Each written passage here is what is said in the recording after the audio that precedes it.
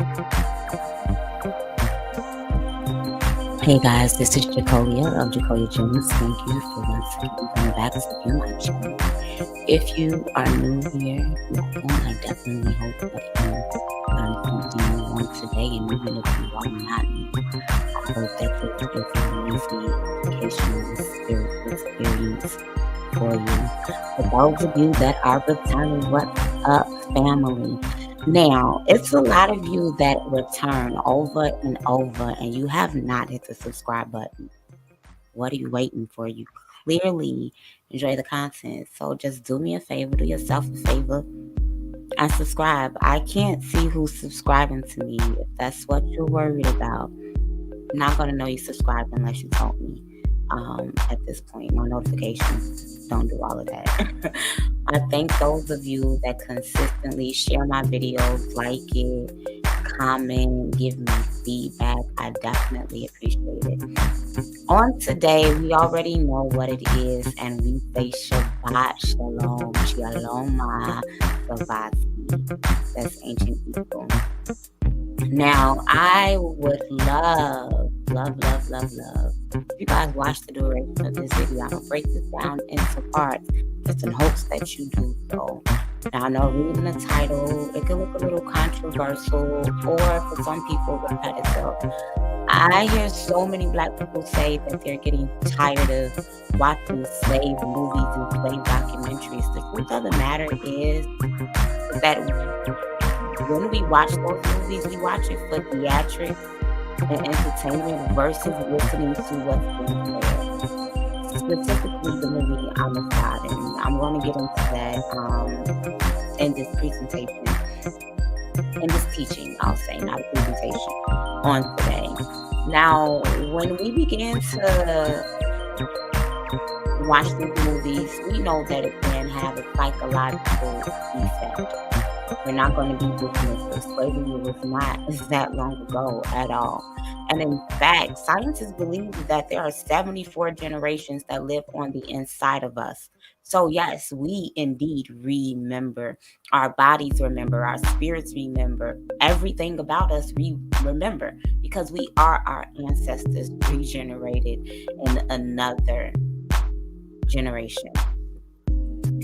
I'm going to use one of the Black Holocausts, the Hebraic Holocaust, the transatlantic slave trade. I'm going to touch just a little bit because it's the video that I'm going to use on the Arabic and the Indian. Just a little bit because I want that to be its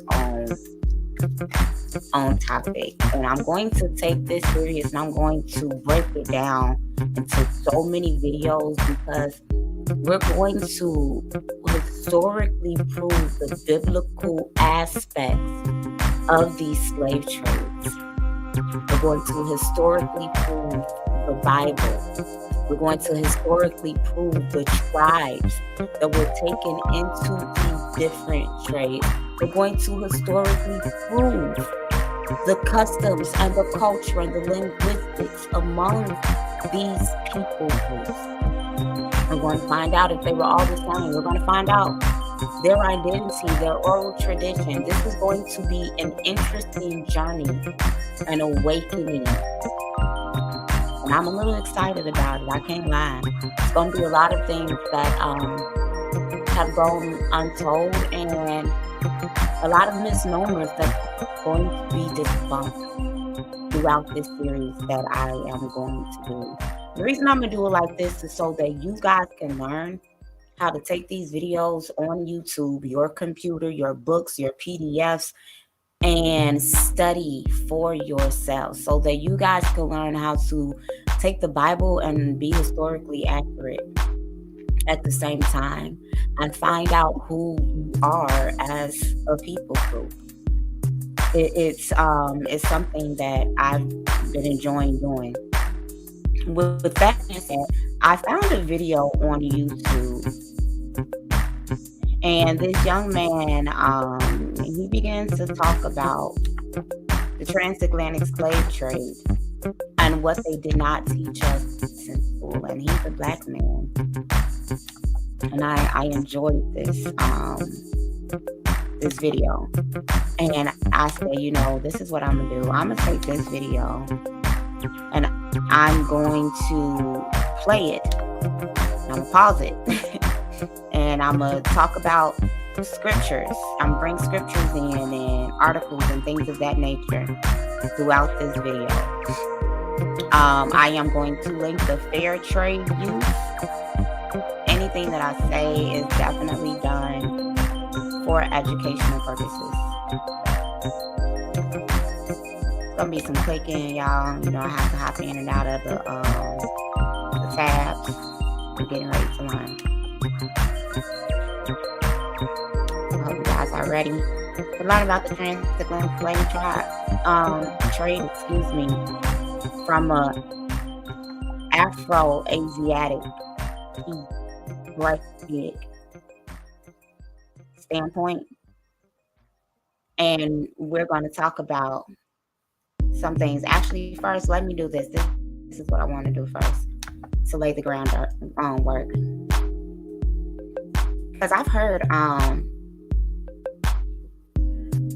some white people begin to talk about indentured servitude and attachment to slavery, and some black people get up in arms and they be like, "Oh my goodness, they trying to diminish what our people went through." And I'm gonna tell y'all this.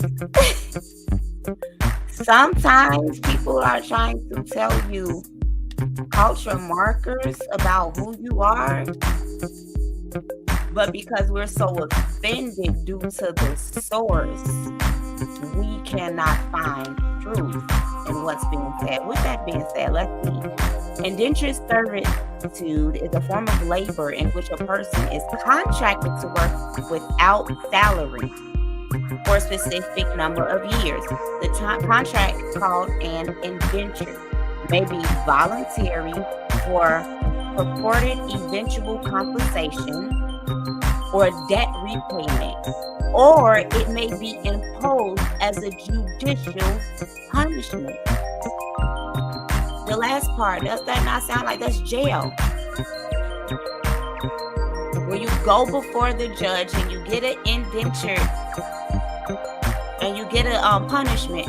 It's indentured servitude due to what it is that you did against the judicial system. And we see that they do have some jobs, and I don't want to confuse too. I don't know the difference between jail and prison. I've never served any time, so excuse me for those of you, because I know some people gonna come in my comments because y'all be thirsty to correct people on YouTube. I'm like, oh, okay.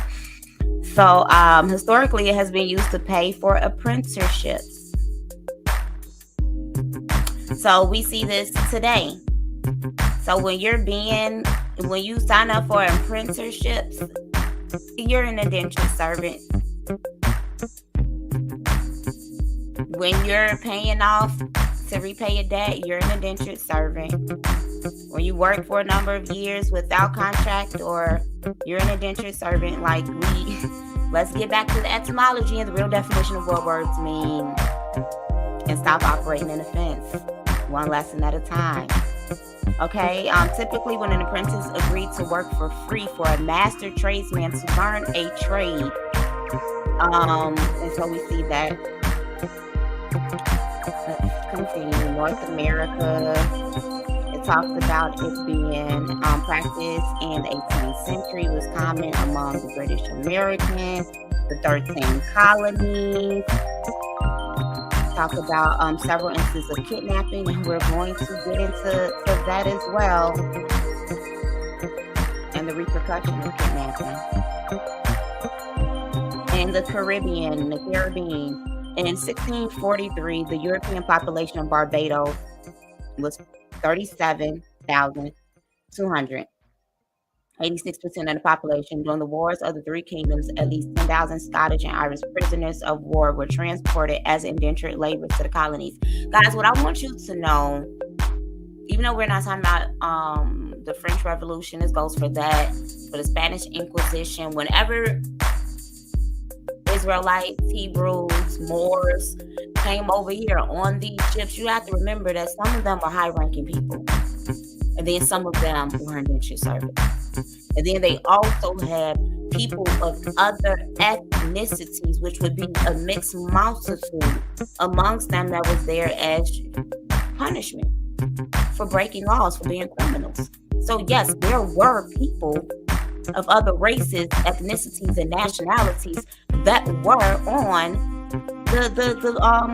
the plantations. This is historical fact. This is historical fact. And if you don't like it, I mean, I didn't write this. This is history. 500,000 Europeans went as indentured servants to the Caribbean, primarily the English-speaking islands of the Caribbean. But I also want you guys to know, a lot of times when they begin to say European or Spanish or British or Dutch, they're talking about Sephardic, Spanish, European Jews. Like, they're talking about the northern kingdom of Israel a lot of times. And these people had lighter complexions, curlier hair. Not all the time, but Sephardic, looked Hispanic, Italian, Arab. And some of them looked how, I mean, you know, all shades of brown, all shades of brown. We have to begin to know what people groups are being talked about, because history is here. It's just up to us to find out what's being said. In 1838, with abolish of slavery at its onset, the British were in the process of transporting 1 million Indians out of India.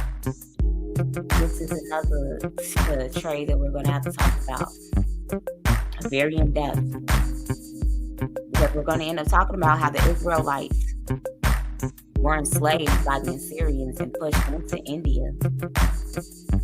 And so when you see these Indians over in Barbados, like this is being talked about,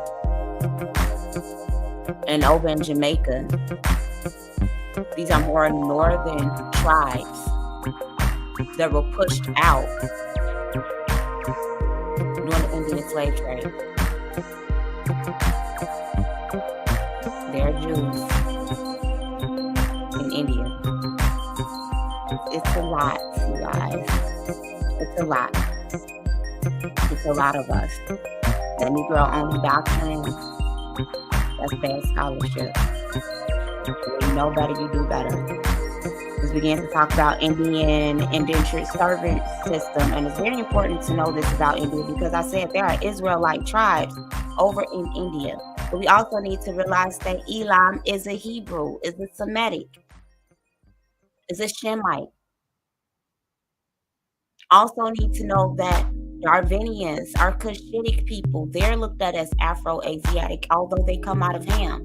They originally inhabited the Arabian Peninsula and the Sudan and Babylon. They dwelt amongst us. So that's why some black people believe they're Nubians, even though Nubian was a derogatory term, because we all lived once amongst one another. They were transported into Mauritania. At the end of slavery, the West Indians, sugar colonies, tried the emancipation of slaves, families from Ireland, Germany, and Malta, and Portuguese from Madeira. See, these are all places where Sephardic Jews were. You guys, all places. Indentured servitude was practiced in Oceania. The Polynesian, these are Hamitic peoples. Here, Papua New Guinea. These are the people who have a great Donovan admixtures amongst them. Africa. A significant number of construction projects in British East Africa and South Africa required vast quantities of labor. So, more importantly,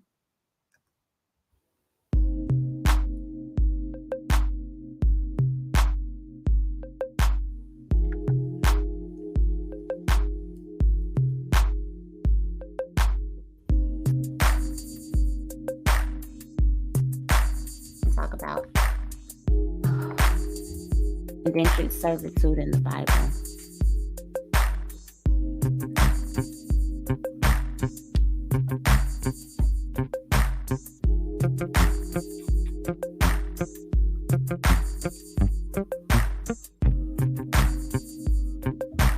So, I'm going to link this down. Slavery was permissible in certain situations. There were laws on how to keep Hebrew slaves. And this is why some people say, oh, the Bible condoned slavery. The Bible condoning slavery, or was the Bible giving out laws based on Near Eastern customs, meaning what happened in Near East, West Africa, the Levant? We have to remember that Turkey, Mesopotamia, Iran, Iraq, Saudi Arabia, all of that area is considered Africa. It's on the African tectonic plate. If you go over to Israel right now, it's on the African plate. The term the Middle East was coined in the 1960s, I believe. That's Africa, okay? So let's see. Exodus 21.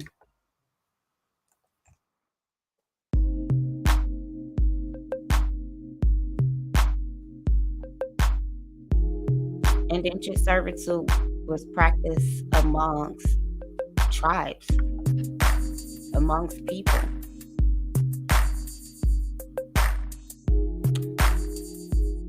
Now, these are the rules that you shall set before them. The book of Exodus, leaving Egypt, when we were getting laws.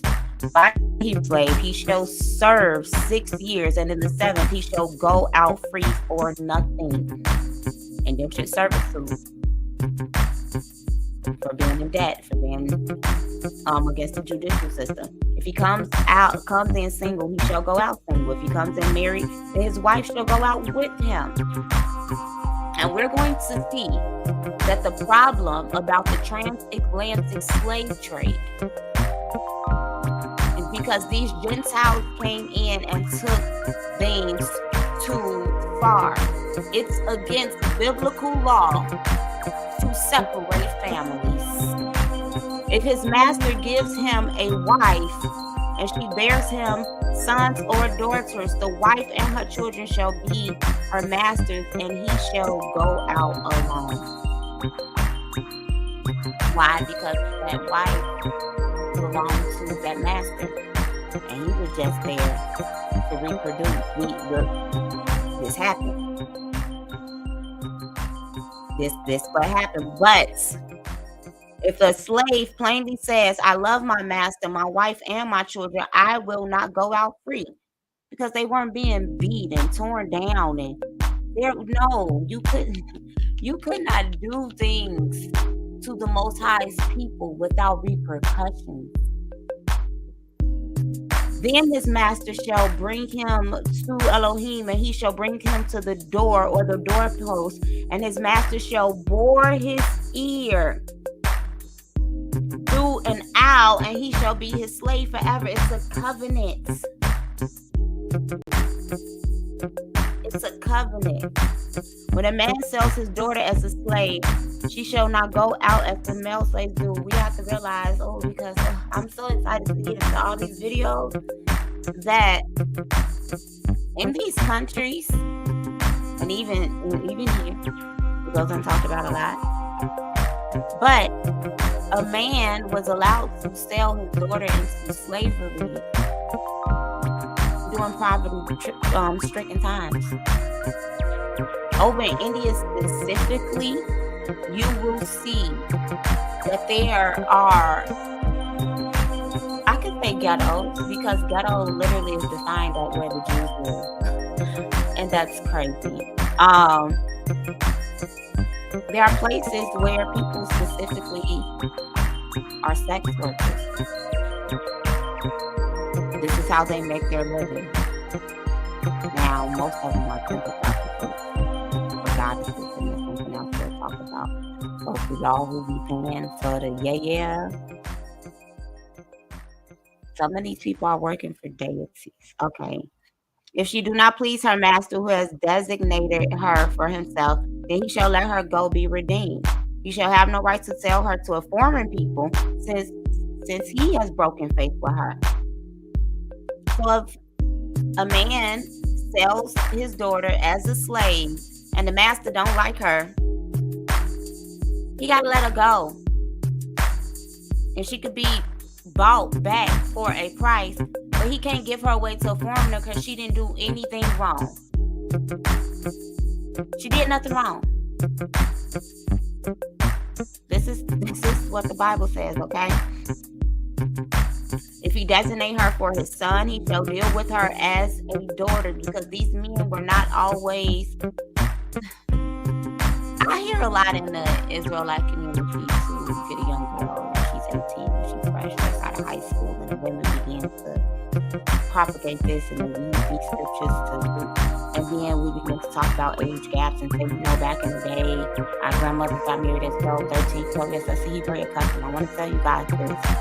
A lot of times when these older men were with younger women, they were not sleeping with them while they were still teenagers and getting them pregnant. And no, they were taking care of them and treating them as daughters.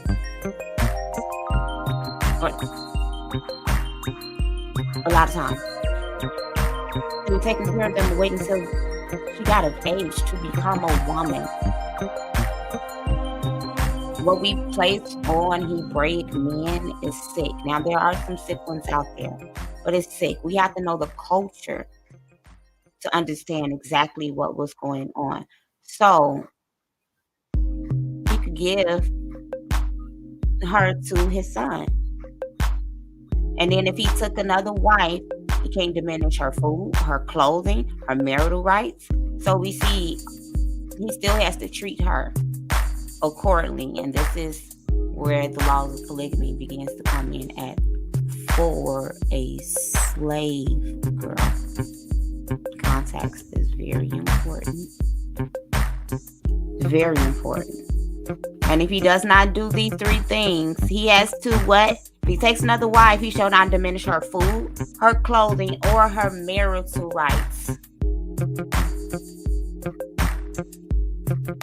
That means her visits. He got to be able to do all of that if he take another woman. Those are qualifications. And if he does not do these three things, she shall go out for nothing without payment of money. Let's continue. Whoever strikes a man so that he dies shall be put to death. That's what the Bible says. What happened in the transatlantic slave trade?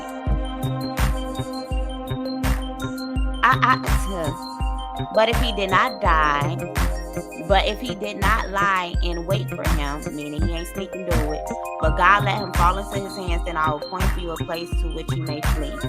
Meaning, if this was manslaughter, and you caught one and you wasn't set out to do that, like that's not, then they were able to flee to places of safety and refuge. And I look forward to bringing this East Indian video out soon, because they still have places of refuge set up for people who committed certain crimes. But there was the death penalty. But if a man willfully attacks another man to kill him by cunning, you shall take him from my altar that he may unalive. These are the judicial codes that we see today in the court system. Those are built on a Hammurabi Babylonian codes as well. Those Eastern Amorites. Whoever strikes his father or his mother shall be put to death. This is capital punishment in the Bible. Whoever steals a man and sells him, and anyone found in possession of him shall be put to death. They may flag this video.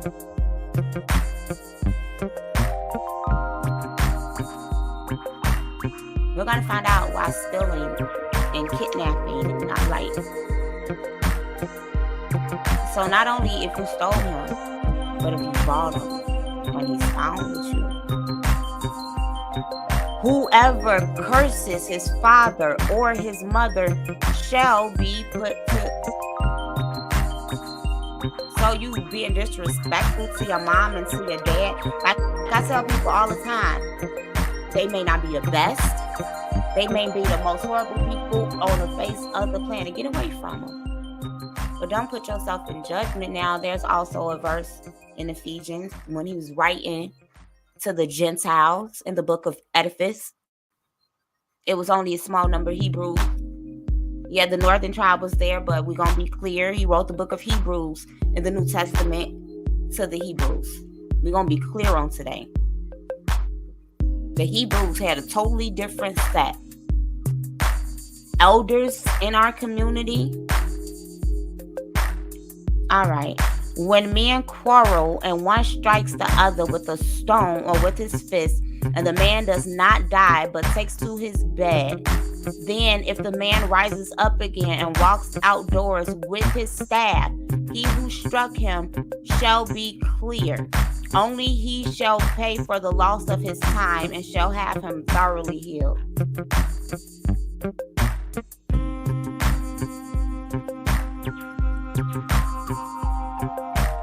So if you get into a fight and you beat somebody up and they don't die,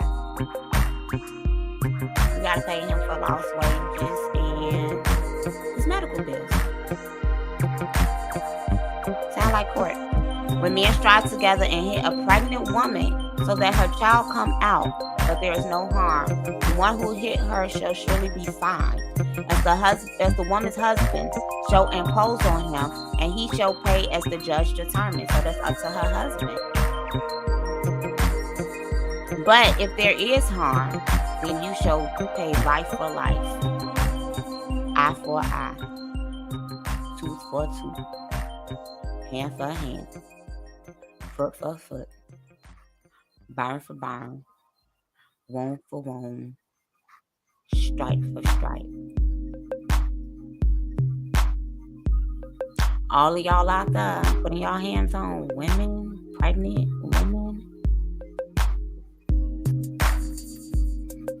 When a man strikes the eye of his slave, male or female, and destroys it, he shall let the slave go free because of his eye.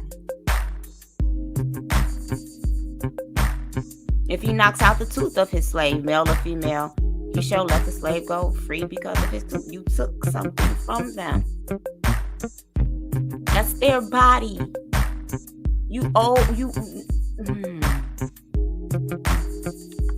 They would beat our ancestors to keep them in line and to keep them working. Do y'all know how many laws were broken? Even though these laws were made and we made the covenant with our power, there was a mixed multitude. But if these are the laws that we live by and that our power has in covenant with us, and if someone comes in and breaks our laws, that punishment applies to them. When an ox gores a man or a woman to death, the ox shall be stoned, and his flesh shall not be eaten, but the owner of the ox shall not be liable. But if the ox has been accustomed to doing the past, and its owner has been warned, but has not kept it in, and it kills a man or a woman, the ox shall be stoned, and its owner shall be put to death. Some of y'all be letting y'all animals. It was just a story, a sad story in the news about a boy who got mauled by 4 dogs, and he passed away, and his mom ended up in the hospital, and dogs got put down. But what be happening to the owner? And they were non-verbal, by the way, mom and baby. May the Most High watch over his soul. Okay. If a ransom is imposed on him, then he shall give the redemption of his life, whatever is imposed on him. If it is a gorgeous man, son, or daughter, he shall be dealt with accordingly to the same rule.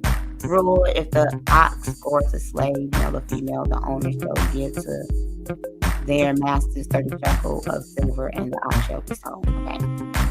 So that's law by restitution. So we see indentured servitude. in the Bible.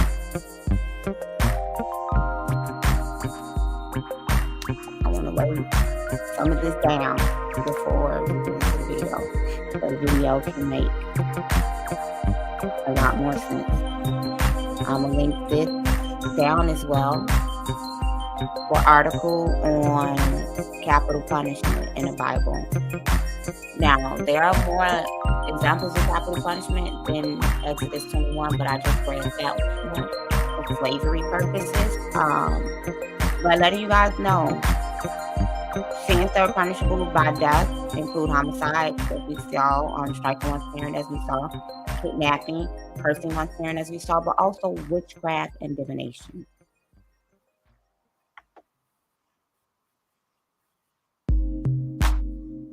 There are so many different levels of witchcraft. We're not going to get into all of them on here. But Exodus 22:18, Leviticus 19:26, Leviticus 20 and 27, Deuteronomy 18:10 through 11. Now, what we do need to be clear and to know, everything that the Christian church has taught was witchcraft. From my study and my research, y'all, 80% of it wasn't. And 80% of what we've done in Christianity has been witchcraft. These are facts. We also need to know that the Israelites, we have our own divination system. To divinate literally means to divine with the power that you are subject to, the power of your ancestors, the Elohim. Prayer is a form of divination. Biblical meditation. And when I say biblical meditation, I'm not talking about this East Indian Hinduism with clearing out your thoughts. So I want to let you guys know that every time you do a yoga pose, you're worshiping a different God with each pose that you do. You're unlocking to open yourself up. It's deep. They cast lots in the Bible. They use the Levites use Urim and Thummim, and this is, I'm gonna click on this. So because we're gonna make some Hebraic markers. First of all, who are the Levites? According to the Bible, the tribe of Levi is one of the tribes of Israel, traditionally descended from Levi, son of Jacob, the descendants of Aaron, the Levite. According to Abrahamic religions, Aaron was a prophet and a high priest and the elder of Moses. Knowledge of Aaron and his brother, knowledge of Aaron along with his brother Moses exclusively come from the religion. Okay, so Aaron was very important, guys. Was the high priest, the Levite.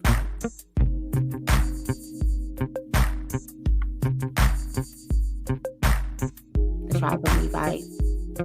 Not Jewish-ish, because ish means sort of, kind of, and they were not sort of, kind of. They were not. They were Israelites. It's a difference. There were different levels of Levites. You pay tithes to Levites. Just because you're a musician doesn't automatically make you a Levite. It's possible, but we don't. All of us don't know what tribes we are from, and then a lot of the churches are using and saying that their musicians are Levites, but they don't even teach their church that they're Israelites. So how is your musician a Levite? I just want to know. I just really want to know. And so the Levites were the priests. And at some point in time, the Levites lost their charge. They ruled all in Torah.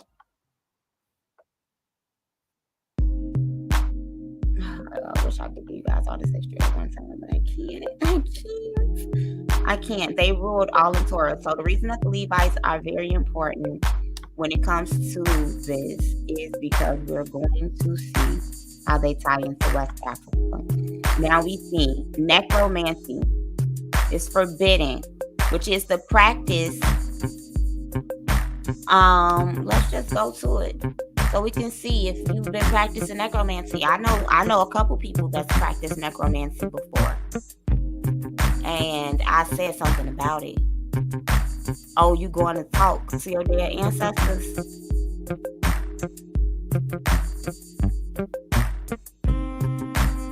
Necromancy is the practice of magic or black magic involving communication with the dead by summoning their spirits as apparitions or visions, or by resurrection. And I know some smart Israelites don't come like that, or from Rockians, or from Egyptologists, or from like Jesus Christ practice necromancy. For the purpose of divination, imparting the means to fortune tell future events, discovery of hidden knowledge, returning a person to life, or use the dead as a weapon. This is a Hebraic marker.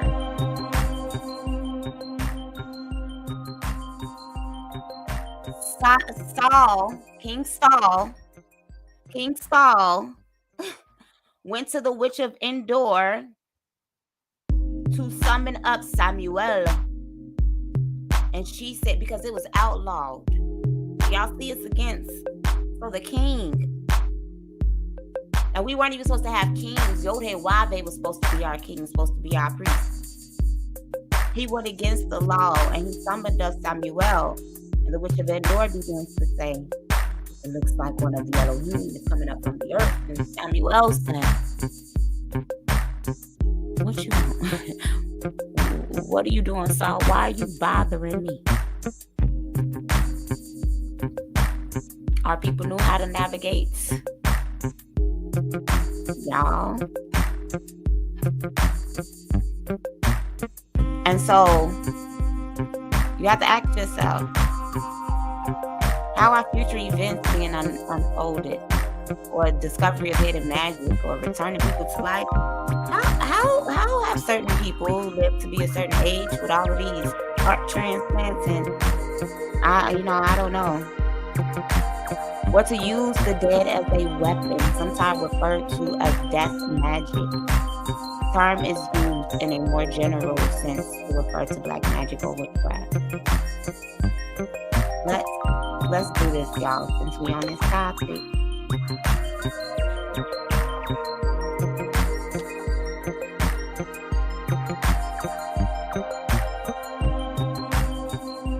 Since we're on this topic, is this stuff real? Let's see. Like, is this a Hebraic marker? Let's find out.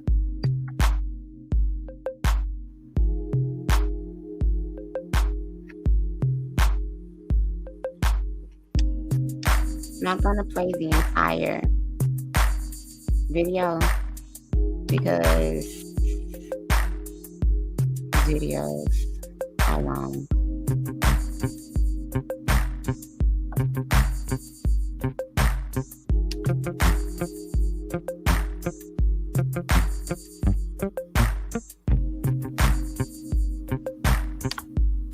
I'm gonna see if it's a certain one that I was looking for, but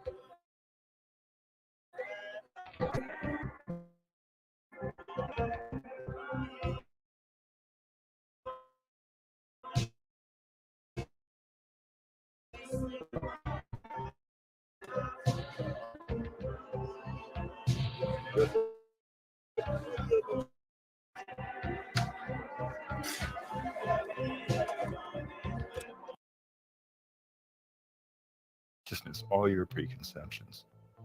In 1982, Harvard ethnobotanist Wade Davis traveled to Port-au-Prince to investigate the biological underpinnings of the Haitian zombie. As early as 1938, Zora Neale Hurston found there was a voodoo potion that could induce a death-like state, though she concluded the ingredients were so guarded, no sorcerer would ever reveal them.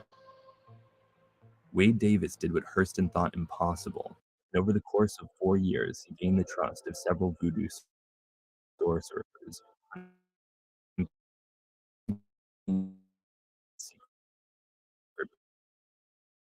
his expanded best serpent. Davis is quick to say he's not a zombieologist. He's an authority nation. Now, what is a zombie? A zombie, by an individual who has been brought to his demise by sorcery, passed through the grave, or at least passed through a kind of a state of death, and then somehow magically resuscitated. Zombies were almost deemed to be off limits for serious academic research. But Lamarck Douillon had found this really extraordinary case of this man called Claverius Narcisse. What made the case unique is that Narcisse had been pronounced dead in the Schweitzer hospital, and his death had been witnessed by two physicians, both American trained, one an American. There were impeccable records describing his pathology at the time of his demise. 18 years later, this man claiming to be Claverius Narcisse turns up in his home village, claiming that he'd been made a zombie. All these lines of evidence led Lamarck Douillon to go public in about 1980-81, saying that they had found the first medically verifiable instance of a zombie. That kind of opening brought everybody back to a series of reports that had existed in the folk literature of the reputed existence of a folk poison that was said to bring on a state of apparent death so profound that it could fool a physician. Lamarck Douillon had tried for some time to secure the formula of that preparation to no avail, and that's why I was sort of brought into the investigation. Schultes, my professor, the man who sparked the psychedelic movement, very much on I was in the Amazon, and one day he at the Botanical Museum and asked me if I wanted to sort of go down to Haiti for 2 weeks over spring break and try to find the formula of the drug used to make zombies. Well, naturally, I said, sure. There are lots of plants and lots of animals that are poisonous and that can kill you. We weren't just looking for a toxin that could kill. We were looking for a toxin that could bring on a state of apparent death so profound that it would bring someone literally to death, a threshold from which they could then recover. And I went down to Haiti and was able to secure the formula of the preparation. The preparation contains a veritable Whitman's sampler of poisons, showcasing the great diversity of Haiti's medicinal flora and fauna, spanning 2 kingdoms and 8 Linnaean classes. The potions Davis collected included such ingredients as Datura stramonium, velvet bean, cane toad, pufferfish, Hispaniolan boa, fireworm, tarantula, cashew leaves, and the bones of a human child. To the sorcerer who mixes the potions, each ingredient serves a distinct purpose. In bones, every bit as important as the psychoactive plant. But to Davis, 2 ingredients held the key to understanding the phenomenon of zombification. The pufferfish contains a chemical called tetrodotoxin, or TTX. If administered in the correct dose, the victim will find themselves trapped in a flaccid paralysis, perfectly mimicking the appearance of death. Upon their exhumation, the victim is fed a paste of Datura stramonium, which obliterates their memory, leaving them in a stupefied, obedient delirium. We never could prove really anything, but we could show that this was something that had a kind of coherence within the worldview of the Haitian people. If it could not be absolutely proven, it was at least so provocative that it demanded investigation. If you eliminate the other philosophies, you have facts to speak for themselves, and that's why I was prepared to say very strongly that I thought this phenomenon existed.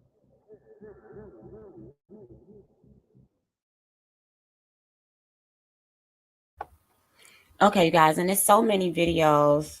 That cat.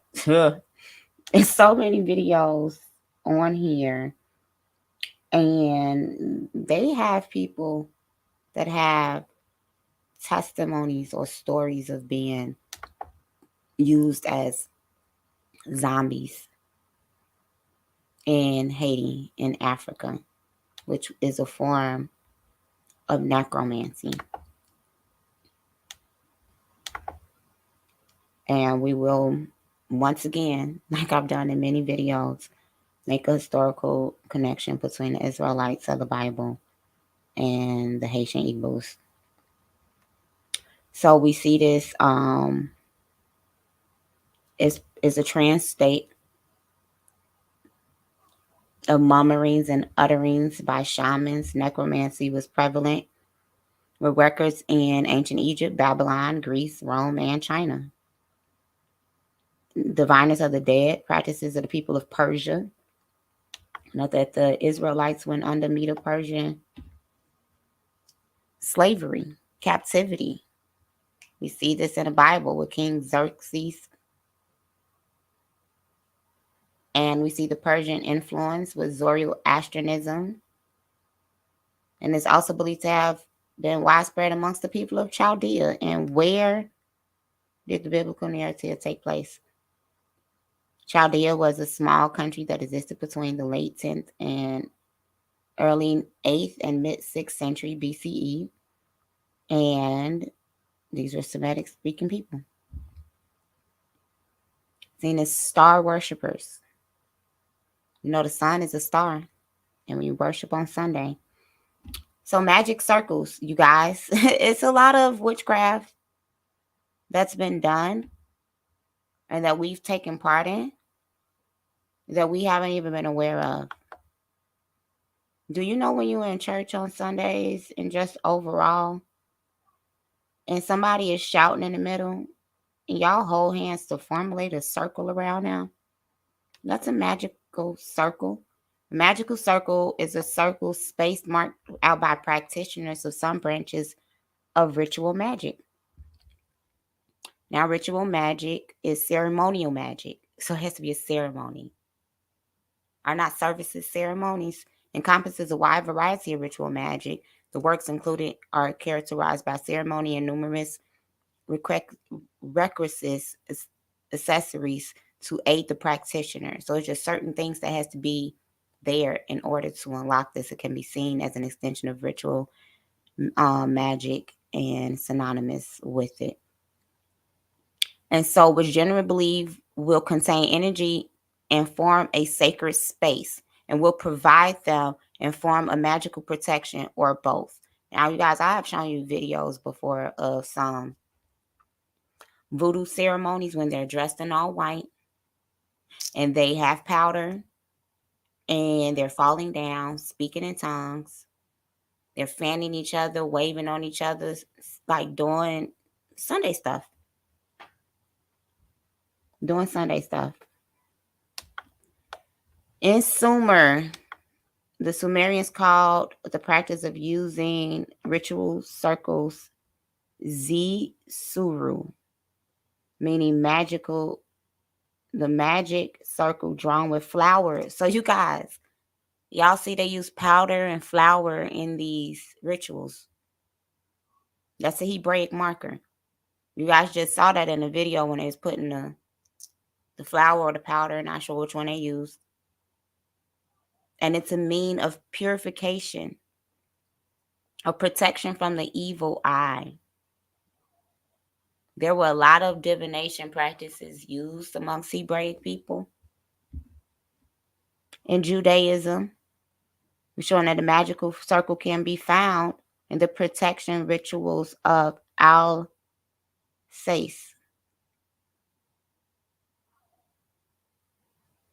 And this is because in the oral tradition, it states that Adam had a wife at first who was made with him and not from him by the name of Lilith.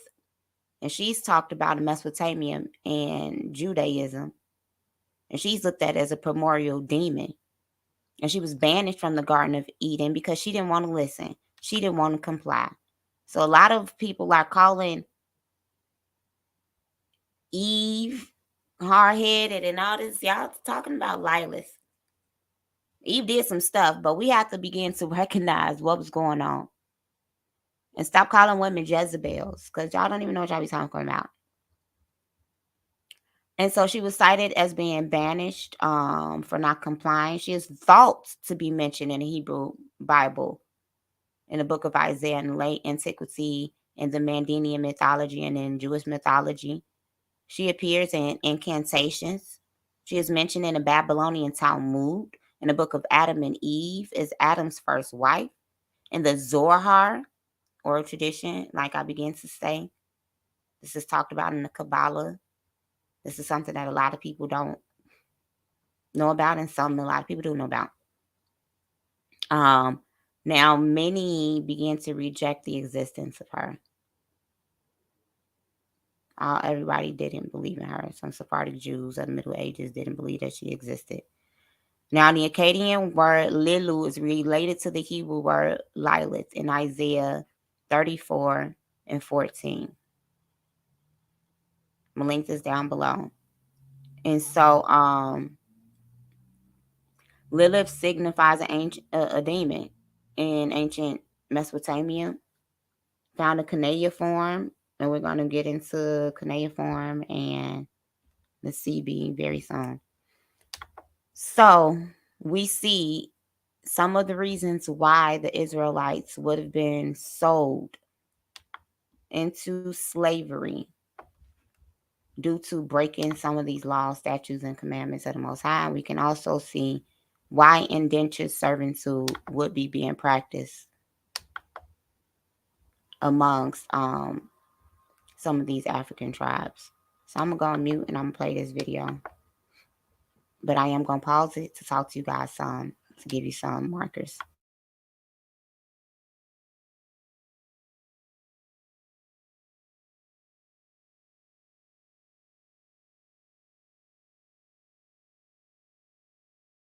Slavery. The treatment of human beings personal norms throughout the world. But one institution stands out for both its global scale and its lasting legacy. Numbers involved in the Atlantic slave trade are truly staggering. From 1500 to 1880 CE, somewhere between 10 and 12 million African slaves were forcibly moved from Africa to the Americas, and about 15% of those people died during the journey. The majority of enslaved Africans were taken from 6 primary regions: Senegambia, Sierra Leone and the Windward Coast, the Gold Coast, the Bight of Benin, the Bight of Biafra, and West Central Africa, also known as Congo and Angola. An estimated 12.4 million people were loaded onto slave ships and carried through what became known as the Middle Passage, which moved across the Atlantic and included many different destinations. Once in the Americas, the surviving slaves were sold at a market very similar to the way cattle would be sold. After purchase, slave owners would often brand their new possession on the cheeks, again, just as they would do with cattle. The lives of slaves were dominated by work and terror. The idea that I am not human, that I have no soul, that I'm a beast. Brand me, burn me, whatever, and no recourse. Nothing. The history of humanity is filled with oppression, dominance, war, and slavery. Since the beginning of time, people in different parts of the world have forced their fellow humans into slavery.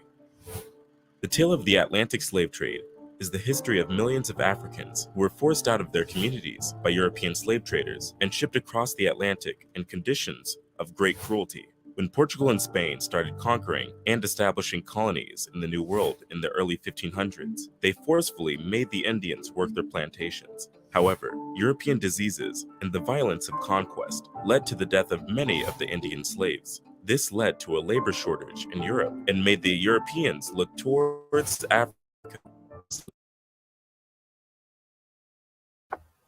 Okay, we're going to pause it right there because what needs to be doubled down on is the fact that Sephardic Jews and Moors came over here after the Spanish Inquisition and they were pushed out from Spain.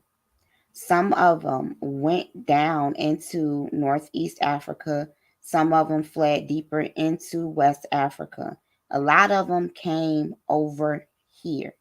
Now, I don't know if you guys noticed, but in that video when they had some of the ancestors locked up, the people that was watching over them looked exactly how I said they would, didn't they? Light skin, black, with curly hair. One of them looked Italian. They put truth out there before you. But also, the fact that the Native Americans were being enslaved here first. Because when the Sephardic Jews came over here, all of them were not free. We have to remember that they were being punished over in Spain. Some of them for still practicing the Israelite customs. Some of them for being Moors, which is why you will see the Hassa and other tribes in the Atlantic slave trade who are not Israelites. Some of them are Arabs with some Canaanite components. Then you will see that some of the people who came over were practicing paganism. And so this is what began to happen. Some of the Israelites were still free, and they were trying to forcibly convert Israelites to Christianity. Now, let's dissect that for a little bit. When we look at forcible conversion, we see this biblically.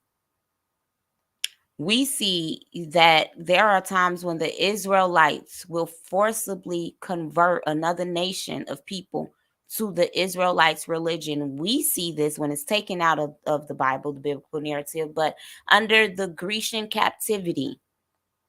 For my Christian followers, when they say that it was a 400-year gap, no, it wasn't. That's the Apocrypha. We were under Grecian captivity. This was the dark ages that we're taught about in school. And this is where the Israelites were living autonomously like they did in Egypt in their Goshens, which is why when you look over in Mississippi and in Indiana and in all these other places, they have places called Goshen. And you guys, it's a lot. And so when the Hamasinian dynasty were living autonomously amongst the Greeks, they were forcing the Edomites to become Jews, which is why you see today the world's population of who we call the Jewish do not look like me and you. It's because they forcibly converted during the Grecian dynasty. And we saw them present during Rome with the Herodian dynasty, who was an Edomite and an Nabatean. And then the Alexander the Great dynasty came in, and this is how you get your mixed conglomerates of the Grecian and Roman.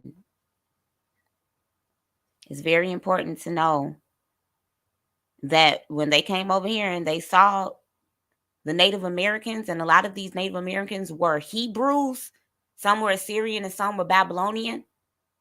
And so before the real European colonists came over here, the Sephardic Jews and Moors and Native Americans were actually keeping biblical Sukkot together, or the Green Corn Festival, as the Native Americans called it. And they did have some paganism amongst it. This was familiar to these Sephardic Jews and French Jews and Moors, because in Mesopotamia, they worship a grain goddess by the name of Nasaba.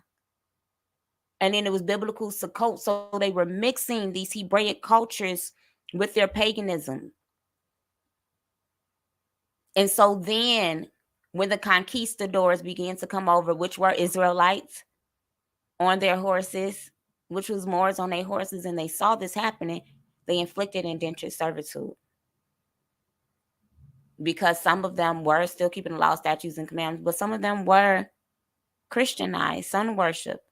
Some of them were pretending to be, as to not be enslaved and still keeping the law, statutes, and commandments. This thing goes a little deeper than we know. So these Hebraic is Native Americans, some of them, not all of them, were being enslaved as well, you guys. And they participated in this triangle that's going to be talked about in this video. So when some people say they were already here, this is why. Let's continue.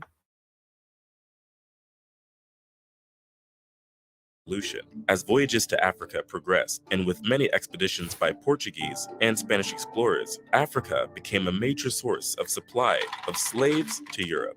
In the Spanish West Indies, as well as the Portuguese colonies in Brazil, the Indian slaves were gradually replaced by Africans. These Africans were stripped of their identity and occupation. To refer to them as just slaves is incorrect, because before being captured by the European, many of them were farmers, merchants, soldiers, musicians, goldsmiths, blacksmiths, and many more. They were husbands, fathers, wives, children, and mothers. They had origins and heritage, but when the Europeans came and took over their communities, they became captives and had to be boarded on large ships and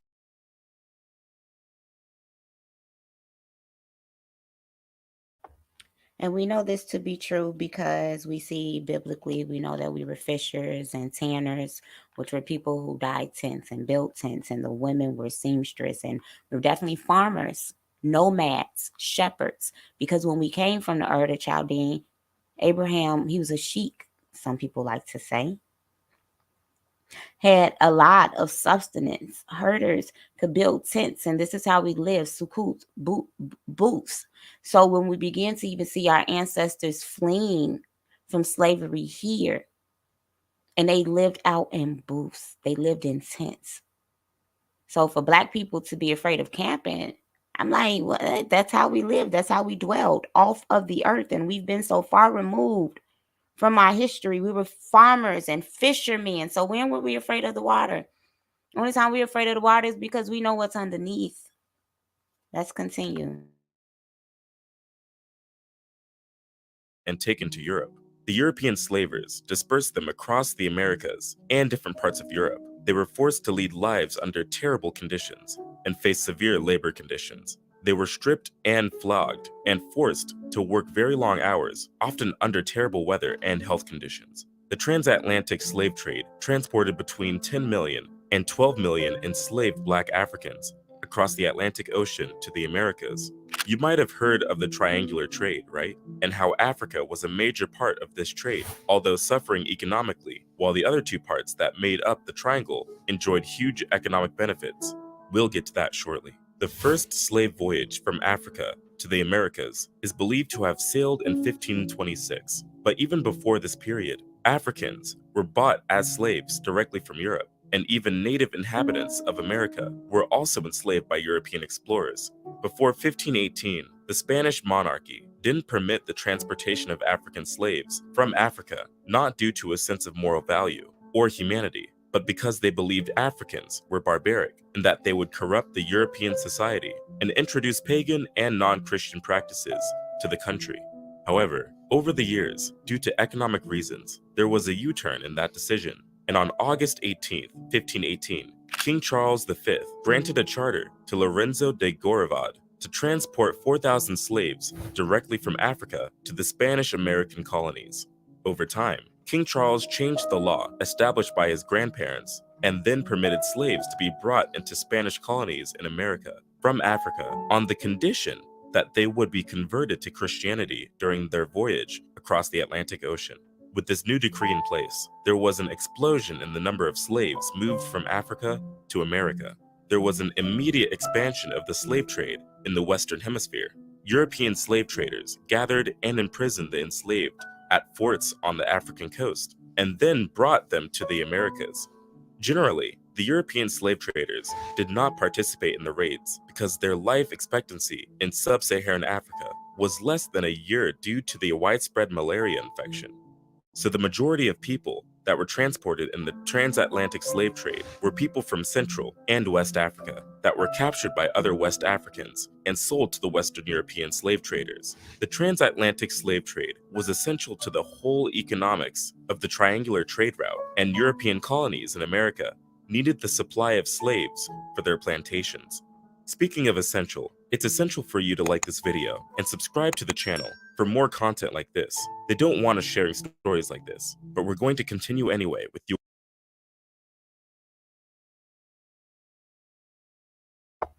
So I hope you guys paid attention when he began to say that West Africans participated in the slave trade. And I'll link down below. I'm not going to play it for time's sake. Some West African leaders coming out and apologizing for their part in the slave trade. But we're going to also take a pause here of the video to read this article on the Igbo and the Atlantic slave trade. And the reason this is so important is because of who the Igbo are biblically. Gadites, as we stated, and we've been talking about Haiti, and we know that based on our previous videos that the Igbo, the kingdom of Neri specifically, is Gadites from Erie. So the Igbo, whose traditional territory is called the Bight of Biafra, became one of the principal ethnic groups to be enslaved during the transatlantic slave trade. An estimated 14.6 of all slaves were taken from the Bight of Biafra between 1650 and 1900. I want to let you guys know that about 60% of African Americans have at least one Igbo ancestor. So 1/4 of all the slaves that were brought here were Igbo. Well, about less than 1/4. The journey for Igbo slaves often began in the ancient cave temple. You guys, I want you to know that we were cave worshiping people. When Abraham went into the cleft, he went into the cave. I have a series of videos coming up, and we're going to go into some African archaeology and break down how we were buried in caves. We see that even biblically as well. But we divined in caves, so this was looked at as lone juju by the British. Ibini Ukpabi was an oracle of the Arrow Confederacy. Arrow, Aaron. Remember that. Aaron was Levite, right? Of what is now southeastern Nigeria. It was known among the British as the Lone Juju. Ibini Ukpabi was used to settle cases, sounds like a judge, particularly those of murder, witchcraft, poisonings, and family disputes. That's what the Levites were over biblically. The oracle was paramount through the Niger Delta. It's an oracle, you guys, used for divinations. The Levites used Urim and Thummim. Okay? Keep this in mind. Ero Chu. Ero means people. Ero Chuku. I'm so sorry. Ero Chuku. Chuku is literally big spirit, the Most High. That's what they call the Most High. So these are the people of the Most High, the priests of the Most High. And what if I told you guys that I have a sister that lives among the Igbos? And they say that they are the priesthood of Melchizedek, the northern tribe, through Gad. Some of them are priests. What if I told you guys that? The kingdom of Neri was independent. So I want you guys to know that biblically, and I've gone over it before, Gad was independent. They broke off. They were their own confederacy. You guys can find this. You guys can find this. Look it up. They did not believe in practicing slavery, and slaves from neighboring lands would often flee to these kingdoms to be set free. The Arawachu, on the other hand, practiced a system of indentured servitude that was remarkably different from chattel slavery, and this is what I want to get into. Was chattel slavery in the Bible? We need to find that out before we continue in this video. And so it began to say, eventually, with Europeans beginning to encroach on Igbo territory, causing the kingdoms to desire weaponry to defend themselves. In order to obtain European goods and weaponry, the Arachuku began to raid villages of the other Igbo kingdoms in the tribal wars, primarily those located in the Igbo interior lands. People would be captured regardless of gender, social status, or age. This was breaking the laws. Slaves could have been originally farmers, nobility, or even people who had committed petty crimes. These captured slaves would be taken and sold to European slaves. Another way people were enslaved was through the oracle in the cave. So not only doing kidnapping and things of that nature, but due to breaking the law, statutes, and commandments. And we know that in the book of Deuteronomy, the 28th chapter, it says that you sold yourself. Then when you go into slavery the next time, you're going to have rods on your neck, says iron. You're going to have babies and they're going to be ripped away from you. You're going to work on land and not be able to eat from it and sleep on it. That the men going to have an evil eye between one another. That the boy will be sold for wine and the woman as a harlot. It talks about it. And this is prophecy fulfilled. You sold yourself because of your disobedience. And also because we see that these West African tribes did indeed participate in this. And so they practiced this in a cave. All Igbos practice divination called Afa. We're not going to talk about that today. But the kingdom of Arachuku was different because it was headed by a divine oracle who was in charge of making decisions for the king. The priest and the king went hand in hand in Hebraic customs. During this time, if someone committed a crime, was in debt, or did something considered an abomination, is this not line up on line, precept on precept? Is this not what the Bible say about the Hebrews? For example, the killing of certain kinds of animals was considered an abomination due to association with certain deities. And that's why I be telling y'all, when you eat certain foods, it's connected to a certain deity. When we see the Igbo slaughtering black pigs, just as Hannibal Lecter began to do when his father did to train him, because his father was a beast before him, and he made Hannibal make a covenant to promise to defeat the Romans because his daddy couldn't do it, and he called in a high priestess to cut the neck of a boar. And Hannibal made a covenant at like the age of 12. These things work. When you're eating pig, the unclean spirit is going to be released in you. And it's going to show up one way or another, whether it's through your hypertension, your cholesterol, your feminine issues. And if it don't show up in you, it's going to show up in your kids, your kids. We call these things generational curses. And no, it's just not, you're not being biblical. So this is why these curses are unleashed on us. Talking about considered a quote unquote abomination. No, an abomination, say what it is. They try to like do things. So come on. The oracle was also influenced by the demands of European slave traders, would sentence these people to slavery even for small crimes.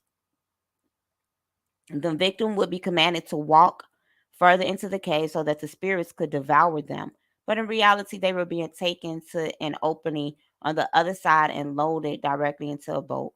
This boat would take them to a slave ship en route to the Americas. The Igbo were known to be rebellious and having a large percentage of suicide to avoid slavery.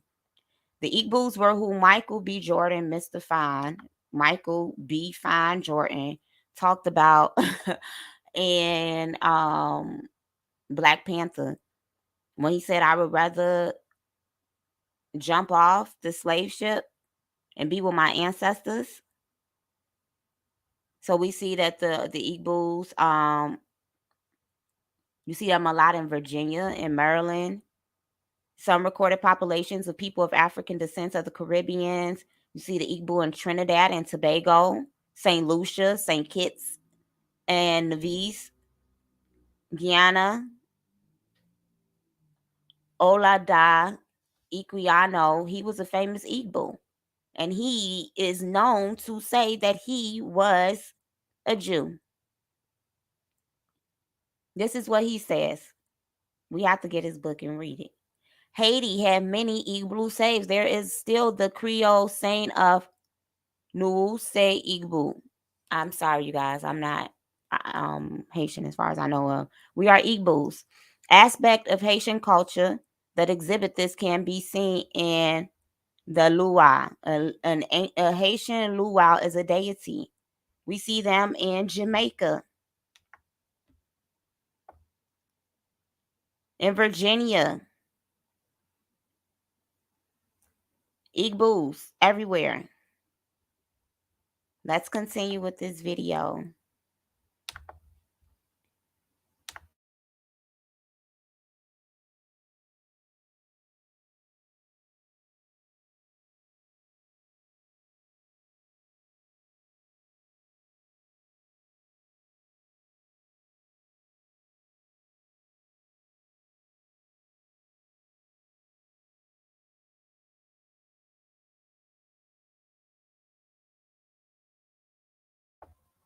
Actually, we got to go back here because I missed something that's very important.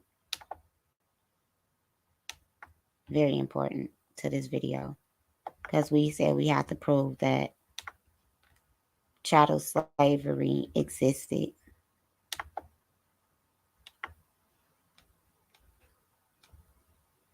Y'all, my computer is being so janky right now. I find that very interesting because this never happens.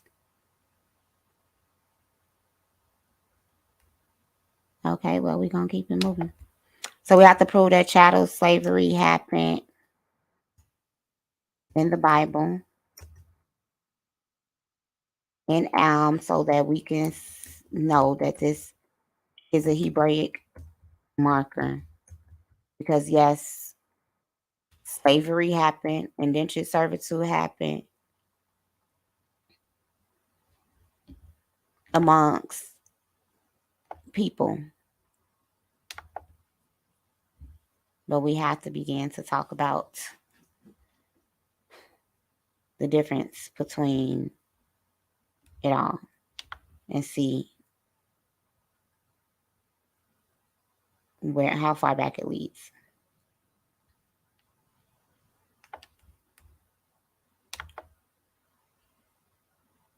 So we clearly already know what slavery is.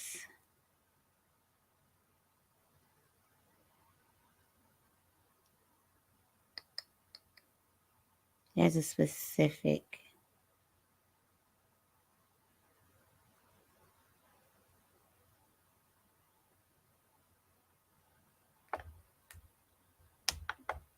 I know what I'm looking for, and I'm not going to be satisfied until I find it when it comes to this. I normally let it slide.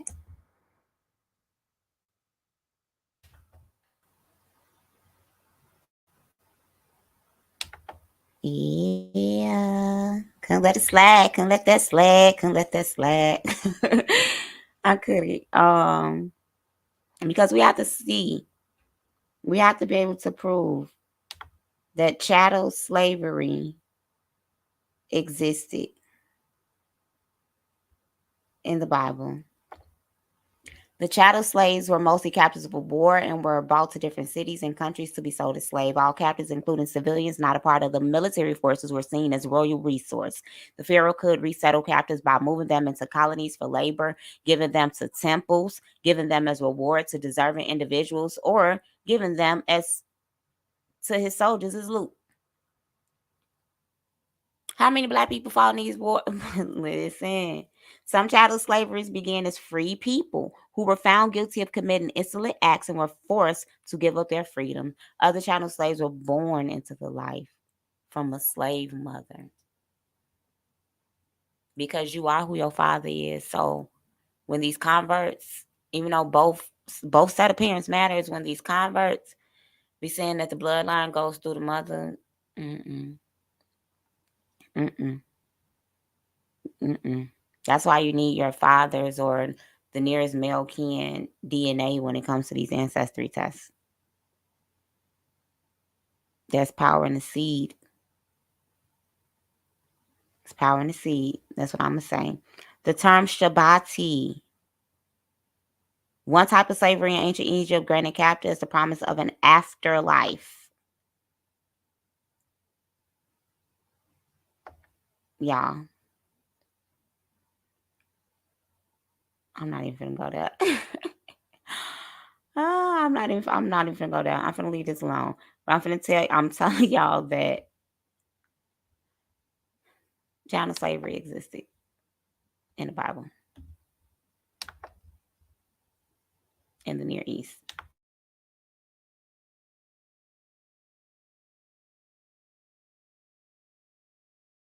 Your support. The triangular trade. Now, let's dive a little deeper into what the triangular trade route was all about. The triangular trade route is simply the trade structure that operated across the Atlantic region. This triangular trade route across the Atlantic took goods from Europe to Africa. Some of the goods taken to Africa include arms, textiles, and wine. On the other side of the triangle was the movement of African slaves to the Americas and the West Indies. The last side of the triangle was the movement of raw materials such as sugar, coffee, tobacco, rice, and cotton produced on American plantations back to Europe. The triangle involved 3 continents, with Europe providing the capital, Africa providing the labor, and America providing the land and resources. There was always a supply to the European market. The story of the transatlantic slave trade involves the story of all people in the 3 continents, but most importantly, those involved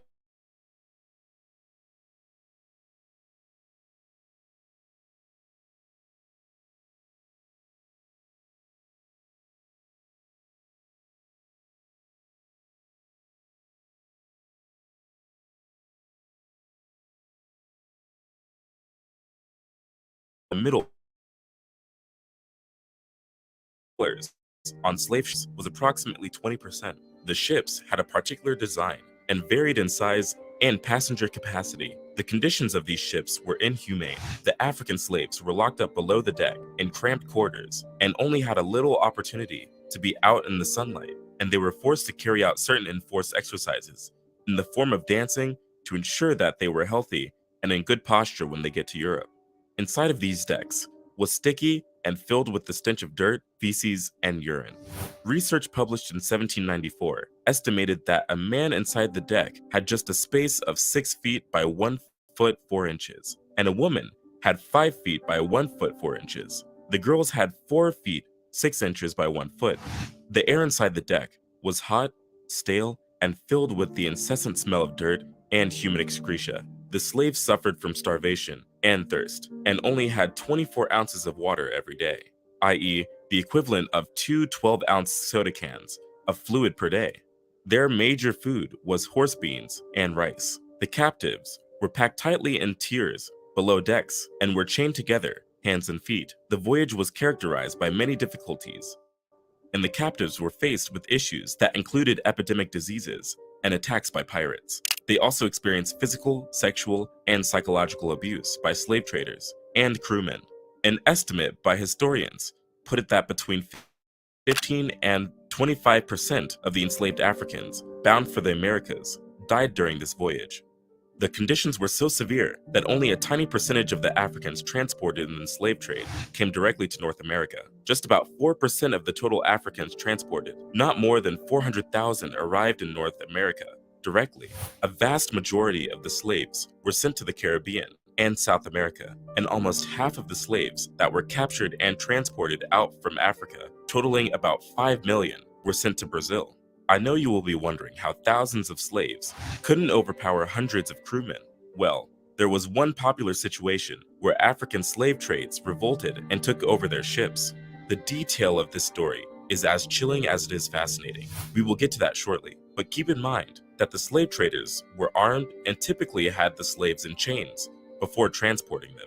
Anyways, let's finish up on the journey and the economics of the transatlantic slave trade. We may think that all slaves transported out of Africa were through the transatlantic route. That is not entirely true. The transatlantic slave only made up for half the total slaves traded and transported out of Africa. Is that to 1900, Islamic traders were also exporting slaves out of Africa and sent out a total of 10 million slaves to Arabia, Yemen, Iran, India, and Iraq. The slaves were transported across the Sahara Desert, the Red Sea, and the Indian Ocean, while some slaves were also enslaved but remained in Africa.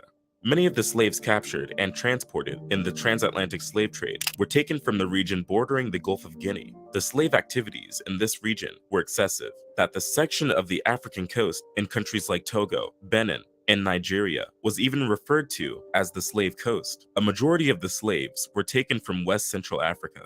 In the early stages of the transatlantic slave trade, the Portuguese generally bought Africans who were captured as slaves during tribal wars. But as the demand for slaves increased, the Portuguese began to enter the interior of Africa to forcibly take captives.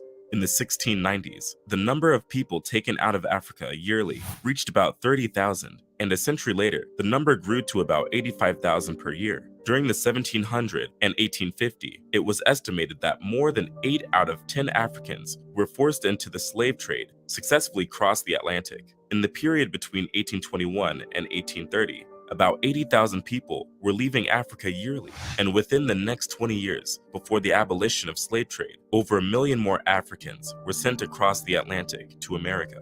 By 1820, almost 4 Africans for every 1 European had been transported across the Atlantic, and 4 out of 5 women who crossed the Atlantic were from Africa. The majority of Africa to British North America between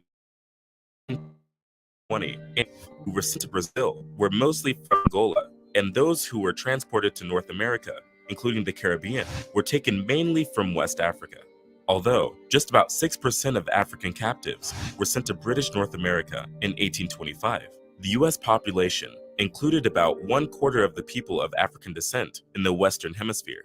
Interestingly, the condition of slavery in America was totally different from that in the US. But before we delve into these mind-boggling details, let's talk about the revolt of 1839. Remember, I mentioned this earlier. In 1839, slave traders were once again hoping to get another shipment of slaves across the Atlantic. But unlike previous voyages, they were not ready for the surprise this particular voyage would be bringing their way. The slave ship named Amistad had about 100 slaves on board. As the ship moved near the coast of Cuba, the unwilling passengers of the ship, who were recently abducted from Africa, numbering about 53, revolted aggressively. The revolters were led by Joseph Sink. They killed the captain and cook, and only spared the life of the Spanish navigator so that he can sail them home back to Sierra Leone. However, the navigator managed to sail the Amistad northward. 2 months later, the US Navy intercepted and seized the ship off Long Island, New York. The ship was towed to New London, Connecticut, and the mutineers were held in jail in New Haven, Connecticut. This event had significant political and legal repercussions in the American abolition movement. At that time, the Spanish embassy demanded that the African slaves are returned to Cuba, and this led to the 1840 trial in Hartford, Connecticut federal court. New England abolitionist Louis Tappan was successful in drawing public sympathy to the Africans and was able to battle it with the pro-slavery US government. However, the US president at the time, Martin Van Buren, ordered a Navy ship sent to Connecticut to return the Africans to Cuba immediately after the trial. The interesting part of this incident was the legal proceeding that ensued. The prosecutors argued that as slaves, the mutineers were subject to the laws governing conduct between slaves and their masters. And this is where it gets interesting. The trial testimony showed that while slavery was legal in Cuba, the importation of slaves from Africa was not. The judge therefore ruled that the Africans were not merchandise, but were victims of kidnapping, and so had the right to escape their captors in any way they could. When the US government appealed the case before the US Supreme Court the following year, former President John Quincy Adams was able to win the court ruling in favor of the Amistad rebels. The Supreme Court upheld the judgment of the lower court, through contributions from private and missionary societies. The 35 surviving Africans secured a passage home. They arrived in Sierra Leone in January 1842 alongside 5 missionaries and teachers who later founded a Christian mission in the country. While we could definitely blame the Europeans for the activities of the Atlantic slave trade, Africans were also involved in slave trade activities. Africans were involved in kidnapping adults and stealing children for the purpose of selling them. They used European intermediaries or agents to sell off these captives in exchange for merchandise or arms. In most cases, those sold into slavery were usually from a different ethnic group than those who captured them, and it didn't matter if they were enemies or indigenous of a neighboring village. The captive slaves were stripped of any identity they had and simply referred to as other. They were not seen as part of the people of the ethnic group or tribe. Also, while African kings were very much interested in protecting their villages, in some instances, thieves and criminals were sold out into slavery as a way to get rid of them. Many other slaves were gotten through raids at gunpoint, which were organized by different ethnic groups, and in some instances, as a joint venture with the Europeans. Also recorded in the book, Daughters of the Trade, Atlantic Slavers and Interracial Marriage on the Gold Coast, the author, Pernille Ibsen, shared that Africans on the Gold Coast, which is present-day Ghana, also participated in the slave trade through intermarriage. The term used was kasari, which gets its origins from Portuguese and means to marry. Kasari was used to form political bonds and economic connections between the slave traders and the Europeans. In the initial stages of slave trade, it was common practice for the powerful West African families to marry off their women to the European traders.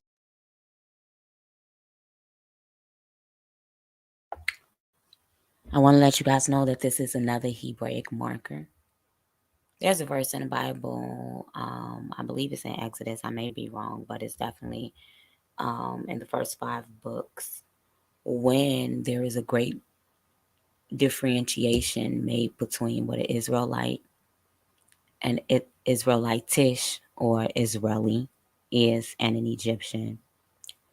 And in one story, it begins to talk about an Israelite boy because he had 2 Israelite parents, and then in another one, he had an Israelite mom, an Israelite dad who was no longer present, and a stepfather who was an Egyptian. I could be mixing it up, but there was also a point where I should have just found the scripture because I'm butchering it, and that's not okay. I'm getting a little tired. There's also the distinguishment between when an Israelite woman, that's what it is, an Israelite woman had a son with an Egyptian man. That's what it is.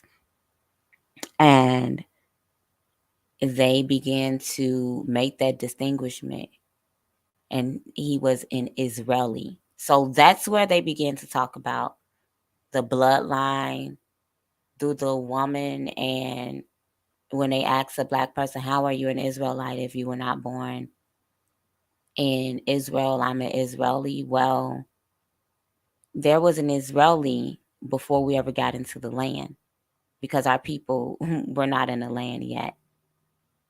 And they were considered an Israeli because of the mother, and the father was not an Israelite. So anybody who's telling you that they're an Israeli, it's likely because their mom may be a Jew, but their dad is not a Jew. So that means that if you're a Black woman, a Hebrew woman, and you cohabitate with a man that's not a Hebrew, they are what their father is. And that makes them a mamzer, mixed seed. And they can still keep the law, statutes, and commandments. But we also know that in Near Eastern customs, as he was stating, that we see in West Africa, this is another Near Eastern custom, and just what we see in power, that yes, they will marry their daughters off, or men will marry a woman from another kingdom, because that's how you build alliances. This is one reason why King Solomon and why our kings, period, were not supposed to multiply wives beyond the paganism and the bloodline, is because you make an alliance with whatever kingdom it is that you intermarry into. And so I just wanted to bring out that other Hebraic tie.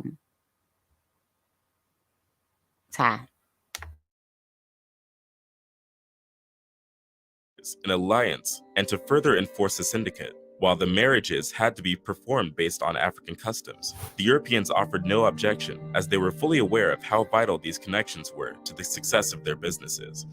In the initial stages, we may argue that Africans had no idea of the exact condition of the slave trade and the experience of those sold into the slave trade. However, according to Robin Law, there is a possibility that the royal elites of the Dahomey kingdom must have had an informed understanding of the fates of the Africans sold into slavery.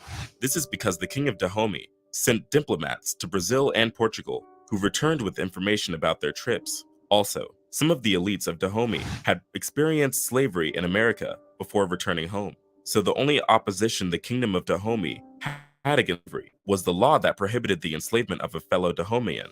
Anyone caught doing this faced the death penalty. And while the kingdom was against this, they had no issue with the institution of slavery. The case was different on the Gold Coast, which is present-day Ghana. Here, elites sent their kids to learn about the slave trade from the Europeans by sailing with them and living inside their forts. Some even sent their children to Europe and America to be educated. Elites on the Gold Coast also had agreements with the Dutch and British governments to rescue some of their friends who were tricked into slavery in America. However, a common assumption by many Africans who were not aware of the true purpose of the Atlantic slave trade was that the Europeans were cannibals who planned on cooking and eating their captives. This rumor even made it more distressing for the captives who were locked in ships sailing to Europe.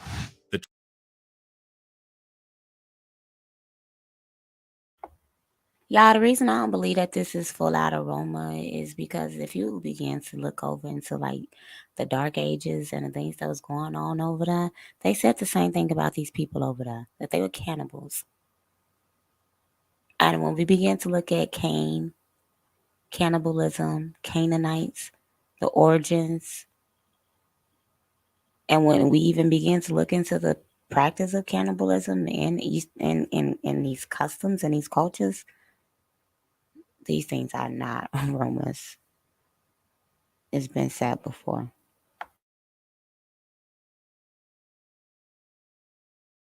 The transatlantic slave trade led to an uncountable loss of lives for both captives in and outside America. A BBC report indicated that more than 1 million people are thought to have died during their transport to the New World.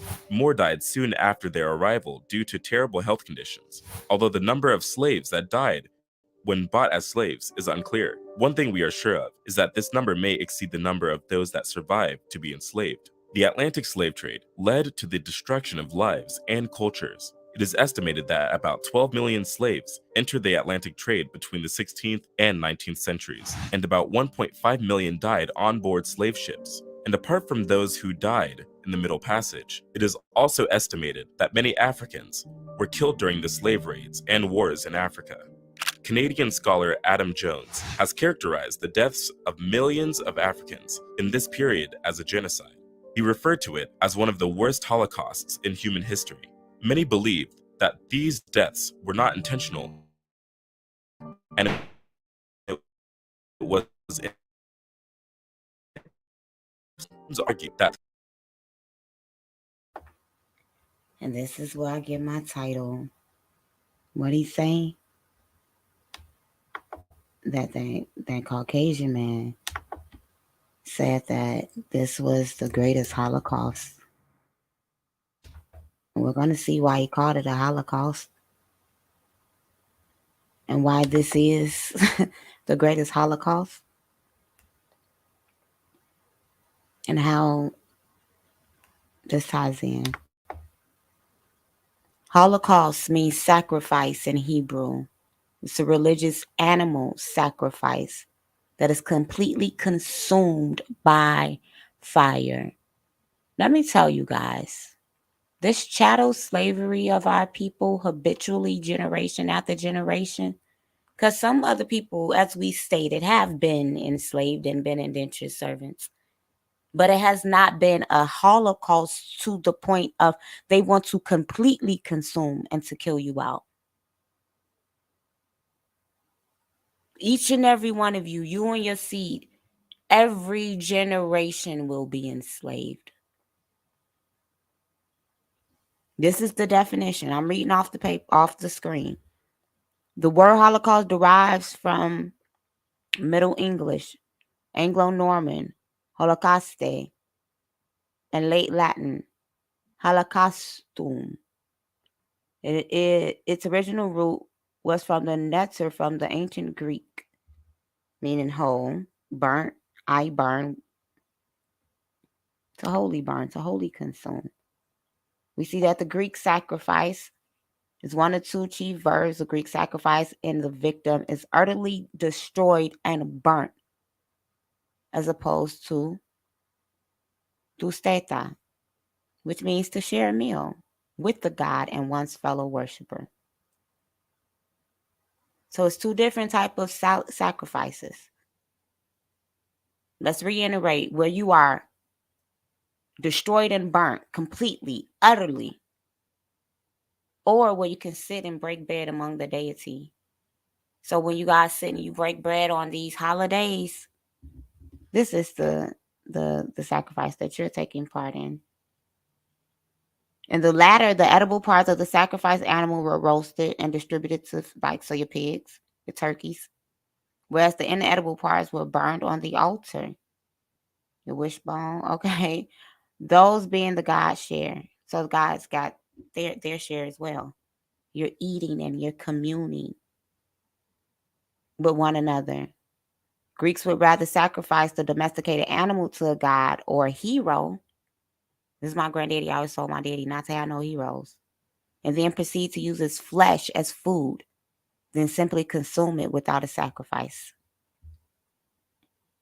A domesticated animal, y'all. Do you know what that means? Animals that can be domesticated. These Greeks were taking them and consuming their flesh and then sacrificing the rest. Okay.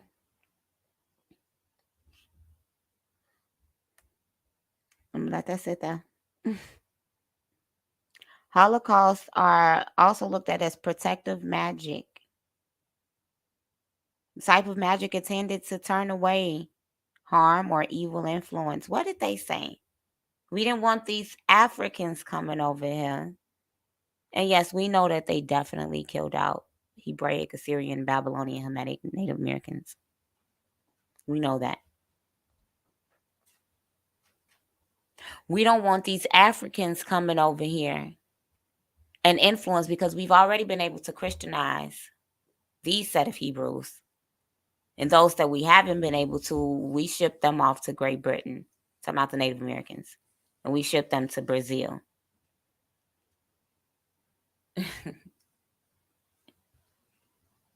But if these Africans come over here, there has to be a Holocaust to protect away from that evil magic. Because what if they say, no, you gotta Christianize them? That was the Holocaust. My. You gotta Christianize them before you bring them over here. You gotta break their soul and their psyche.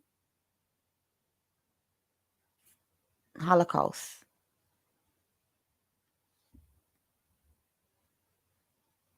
It's intended to appease the spirits of the underworld. So when they kill you, black man and black woman, and they treat you as if you are nothing and as if you are a domesticated animal, it's because they look at you as a sacrifice, and they will eat up your flesh and that of your children by consuming you, literally. Black market, red market. Your melanin is worth more than gold, but also through the internet and the propaganda and the psyops and the false flags and the taking of the men away from the household and the overworking of the black woman. Therefore, she feels callous and masculine, no longer able to joyfully upkeep her domesticated duties, to begin to chisel away at the Black man, and to begin to dope up the Black children because their behaviors do not mimic and model that of their peers of different ethnicities, races, and creeds. So you become a sacrifice to the heroes of the underworld. Let's continue. If you're still here with me, like this video, share it, and subscribe. A burnt offering is a type of korban, or a sacrifice in the Jews' religion, in the culture. We see it in the Torah. We're going to be seeing. These are Hebraic markers. Let's continue so I can wrap it up.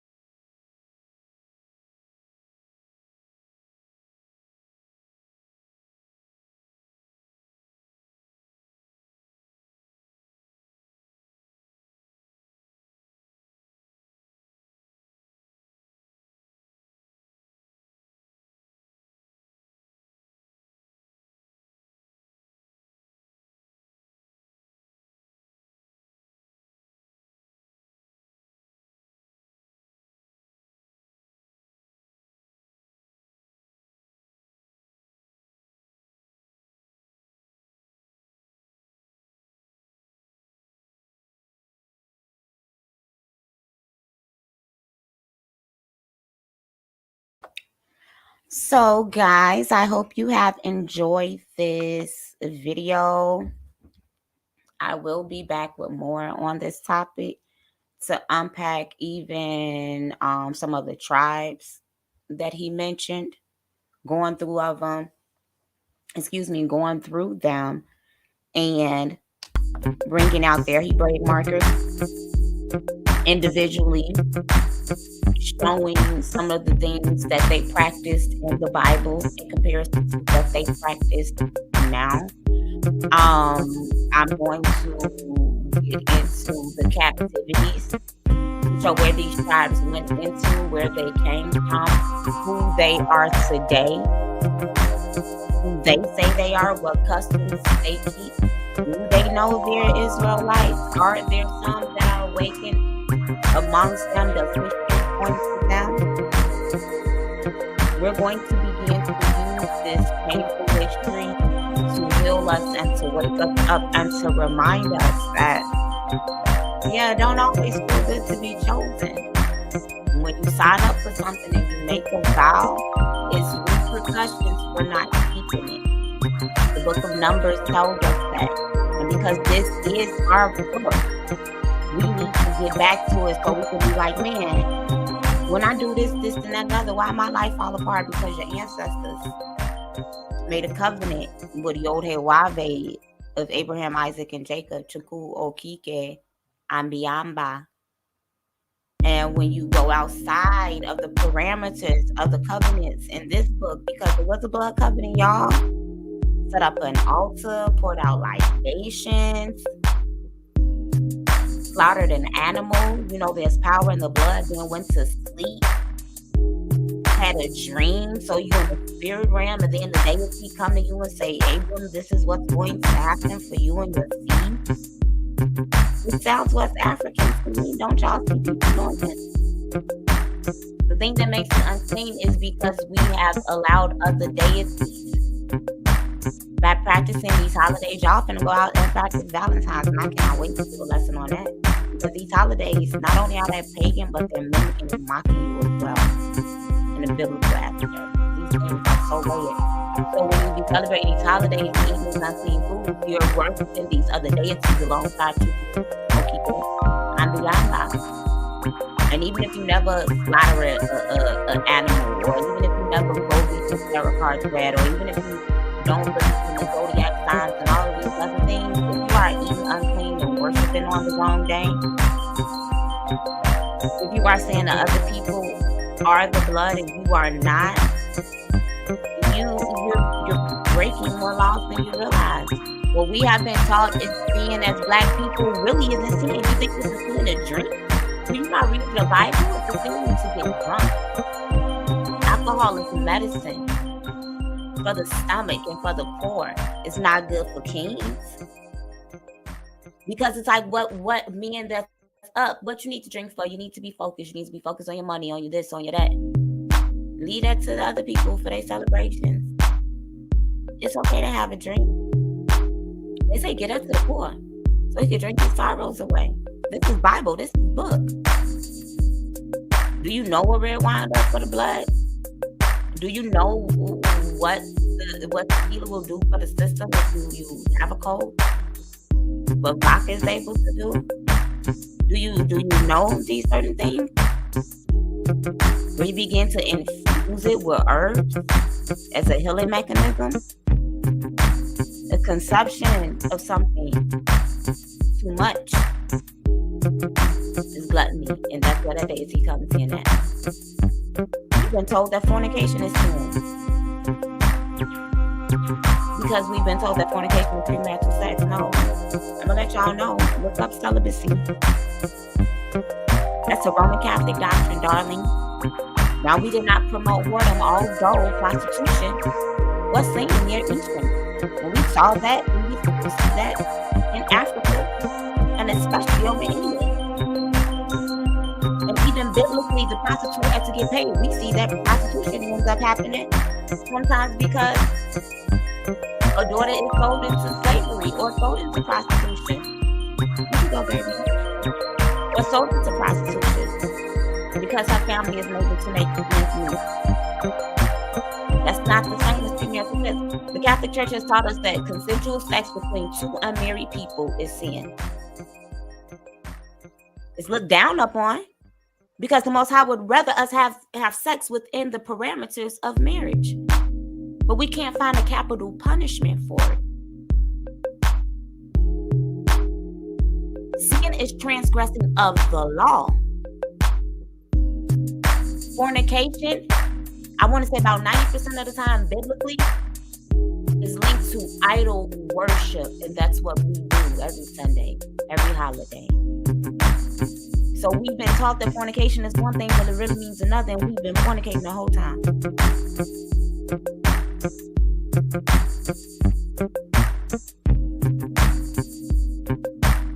Y'all is so much. I'm let it go though.